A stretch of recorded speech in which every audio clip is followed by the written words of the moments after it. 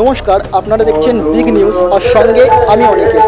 আজ জন্মাষ্টমী আর আজকের দিনেই শ্রী নারায়ণের অষ্টম অবতার শ্রীকৃষ্ণের জন্ম হয়েছিল।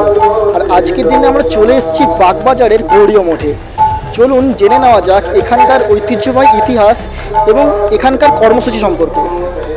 জন্মাষ্টমী পালন করা হলো বাগবাজার গৌড়ীয় মঠে। গৌড়ীয় মঠে অনুষ্ঠিত হলো ভগবত সভা। 1 মাস ধরে চলবে বিভিন্ন অনুষ্ঠান।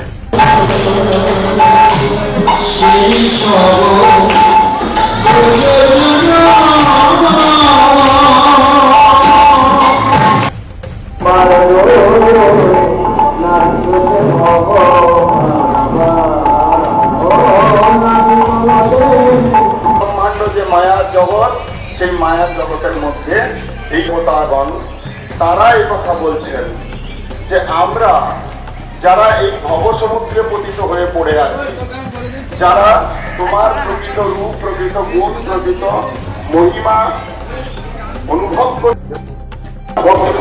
এখানে খুব সুন্দর সিস্টেম, ভক্তরা আছে, খুব সুন্দর পরিবেশ, যে যেখানে আছে শুয়ে আছে সারা রাত যাপন করবে এবং খুব সুন্দর, এত সুন্দর এই কোনো মঠে হয় না।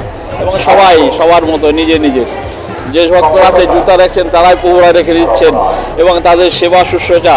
আমি আসছি, আমাকে নিয়ে চলে গেলেন সেই কোথায় নিয়ে। খুব ভালো সিস্টেম, খুব ভালো লাগছে, দারুণ। আমার নাম স্বপন বিশ্বাস, শিলিগুড়ি, দার্জিলিং। তুমি যে এখানে আসছো, অভিজ্ঞতা কীরকম হচ্ছে? গৌড়ী মঠে এসে কীরকম অভিজ্ঞতা?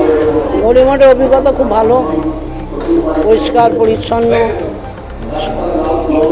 যারা দর্শনার্থী আছে তাদেরকে কীরকমভাবে দেখা হয় বা কীভাবে এখানে থাকা খাওয়া পাওয়ার সব ব্যবস্থা আছে।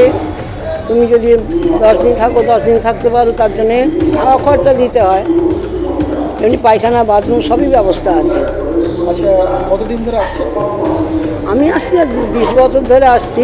আচ্ছা, আমি তো রোজের আসি না, অনুষ্ঠানে আসি। আচ্ছা, কেমন লাগছে এখানে? ভালো, আমাদের মঠ আমাদের ভালোই। আমি বলেছি আর নামটা। আপনার বাড়ি? আমার বাড়ি ডোমজুল, হাওড়া।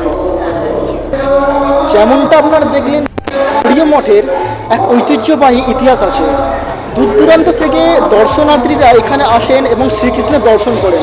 তারা এখানে এসে অত্যন্ত আনন্দিত এবং শান্তি অনুভব করেন।